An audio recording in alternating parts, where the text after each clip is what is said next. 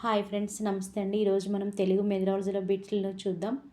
Telugu మెథడాలజీలో SA వాళ్ళకి, SGT వాళ్ళకి చాలా ఉపయోగకరం. తెలుగు స్కూల్ అసిస్టెంట్ రాసే వాళ్ళకి, ఎస్జిటి వాళ్ళకి తెలుగు మెథడాలజీ ఉంటుంది.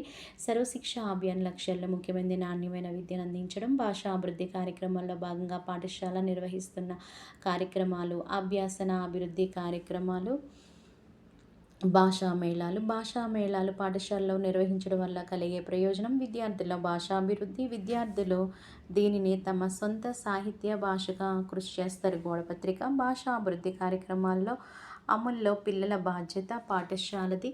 ఎన్సిఆర్టీ వారి వానచినుకులు విద్యార్థుల్లో సహకార భావన, ఆలోచన శక్తి, నాయకత్వ లక్షణాలు పెరగడానికి దోహదపడేవి భాషా మేళాలు. భాషా సాహిత్య కార్యక్రమాల్లో ఒకటి గోడపత్రికను నిర్వహించుట.